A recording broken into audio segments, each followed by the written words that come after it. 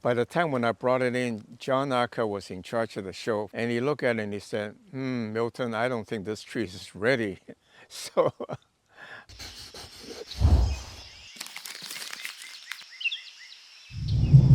hi, I'm Milton Chang with Bonsaiheirloom. So, you can see behind me, again, these are the redbirds, and also these are the florist azalea that I planted in the ground. It's very interesting when you go by a florist azalea, let's say a 6-inch pot, there are usually 4 plants. And what you can do is say you can cut it 4 ways, but don't cut it all the way. And then you put it in a bigger pot by putting peat moss in it, and it will grow into 4 trees, and then you pull it apart after, let's say, a year or 2. Then you got 4 trees you pay a little bit more for 4 trees for 1 pot, but you got 4 trees. So, and that's what I did on the variegated one. It's quite pretty when you do that, in a sense, when you plant it and a few years later. So the first question is that 5 most important remember pruning tips for beginners to bonsai. The golden rules or basic principle. Well, looks like you're a man of efficiency. You just want to get the quickie answer here. So here it is. First of all, begin with the vision in mind. Don't just start clipping, but study the tree until you understand the form, and then you clip off what you don't want to be. And the second one is you want to be drastic, because unless you're drastic, you're not going to produce a notable tree. And then the third rule is to be patient, because it's going to look bad, it's going to look ugly, it's going to look terrible in the beginning. But you're happy because you have the vision what it will grow into, and that's what you do. And then the fourth rule is that when in doubt, cut off less than more. And the fifth rule is that don't worry about making a mistake. Even if you cut off too much, it will grow back to give you more option to design it. And finally, be patient. That's what bonsai is all about, is that you gradually improve over time. It's a continuous improvement process until you get it right. So I think those are probably the top ones that will come to mind. I'm sure I'll come up with more, but if you think of something, let me know. If you're not satisfied with, ask the question again. Would you recommend beginners have multiple bonsai at the same time? My reason behind is I try to be different techniques with different bonsai and get more experience under my belt. That's wonderful, because each tree would give you a different set of experience. I mentioned I did a lot because I did not have time or patience, so I have a lot of trees, and each one gets 5 minutes or 10 minutes a year of my time, and they turn out to give me a lot of good materials to work with. So yeah, by all means, try different kinds of trees, a different style based on the natural inclination of the tree, and then go for it. You will gain the experience to, if nothing else, make you much more decisive when you do a tree. Like if you notice how quickly I clip my tree, because I've done it before, even though it's a different tree. Thank you for your advice. Could you please give an advice on how to make the leaves small on maple trees? Let me elaborate on this. Think of it when the juices flow up, it has to spread over all these branches to grow all these leaves. Therefore, each leaf gets a less amount than if you have a branch or one single branch coming out with a long shoot, and the leaves will get very large. So give it time to increase ramification, time in the sense of number of years, and keep clipping. That will reduce the size of the leaves. So that's the first advice. The second advice is to select trees with smaller leaves to start with. If you start with a tree with very large leaves, Japanese maple trees can be quite large.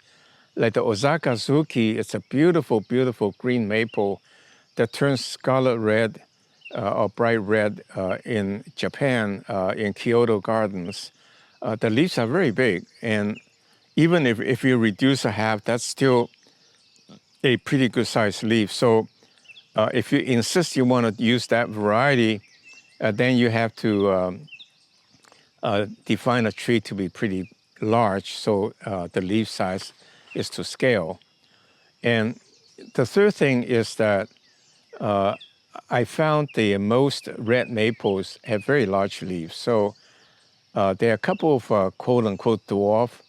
They are dwarf in small, in a slow growth, but they are not small leaves, dwarf in a sense.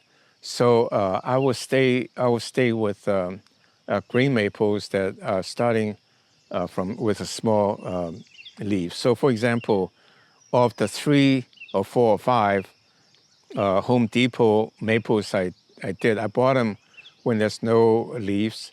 Out of that, I would say 40% out of that 6, I think 4 of them may have, well, I guess that's more than 40%, have small leaves. So, that's a pretty good ratio because that's a very nice small bonsai. So, yeah, increase ramification, start with smaller green leaves, probably avoid big leaves, especially often. That applies to most of the red maples. Do you have any tip on wiring bonsai? I guess the first tip is wire sparingly and remove quickly, because if you forget, it grew the tree and it kind of like ruins it forever. I think wiring is very good towards the end. I will leave it on for no more than like 4 to 6, 8 weeks and remove it. And I use bright color wire, so I don't try to hide it because it's meant to be temporary, and I don't want to miss removing it and grow the tree. I think it's okay. I found it very useful to get the final shaping. I guess for that you will use hidden wire before a show or something, because you don't have time to get a tree to be the pad to be exactly right. So you move the branches around to create the perfect pad. I can't wait to have a big, beautiful bonsai like some of those that I keep seeing you on your YouTube. How do you feel about planting in the ground on top of a large tile to encourage the radial root growth? Well, I read that in bonsai books, especially for beginners. I'm not sure that's such a great idea, because then in the beginning you have a big flat rock and you put the tree there. In some sense, you're planting in a very shallow pot. So I'm not sure that's such a great idea. What you can do is just clip the taproot to encourage the side growth, and there will be plenty soil to feed the roots. I think I'll do that. But putting a tile underneath of it so you can cut it with lots of fibrous roots growing to the side. You put it on top of a tile. It will force everything grow to the side. So when you put it in a pot, most of the roots are, can be cut to size. But it's okay, I think. Thank you for an amazing video, another amazing video. Have you ever had success in juniper cuttings in winter? Well, there are a couple of comments. One viewer wrote that he had never have any good luck doing juniper cuttings in the winter time. And I think I probably at fault for not stating, to emphasizing, I say you can cut in winter time because I'm living in a very mild weather. Winter time we get cold, almost to frosting temperature at night. But during the day, it could be in the 50s or 60s. So, yeah, I can do juniper cutting all year round. But for cold weather, I would suggest that you do it in the springtime or in the summertime. It roots so easily in the summertime. During the warm weather, they literally root in a 6 weeks time frame. Of course, you will use root tone and all that. What do you think about adding mineral grit to the bonsai mix? Of course, that's wonderful. If your soil is mixing certain micronutrient, then adding that would help the tree to stay healthy. And that's why a lot of the fancy manufactured fertilizer will have micronutrients in them. And so I'm not sure it's worth your time to experiment with, because that could be too right to do it scientifically right. It could be quite an undertaking. But on the other hand, if you know what you're doing, why not? But if you worry about not pampering your tree, then by all means buy fertilizer with micronutrients built in. I think my fish emulsion with kelp, I think it's a pretty good medium ground in terms of organic and got a lot of micronutrients, and I don't have to worry about it. Finally, the last question is, how do you know your tree is worthy for an exhibition, especially when it's first time submitting a tree for display? I remember it was such an honor at the time to be asked to join the California Bonsai Club, because you have to qualify at that time, 1978 timeframe, to be admitted. And so I was asked, once you're a member, you can exhibit. So I was excited to bring my first tree in for exhibition. And it was a wonderful Cedrus atlantica glauca. That's a white cedar. It's a big trunk with some growth. And I study it and I say, oh, well, that branch gotta go. And I say, oh, that branch gotta go. By the time when I brought it in, John Acker was in charge of the show for that one. And he looked at it and he said, Milton, I don't think this tree is ready. So I took it back and found another little tree to exhibit. So that's my first experience on exhibiting, showing my tree. I actually don't show my trees very often anymore. I don't think it's correct to judge a tree, to have award blue ribbon and so forth.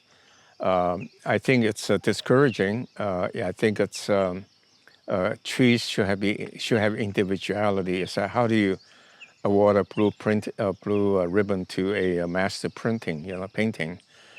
But that said, to answer your question directly, know in your heart, when you see a tree that is really pleasing to you, then in some sense it's ready for exhibit.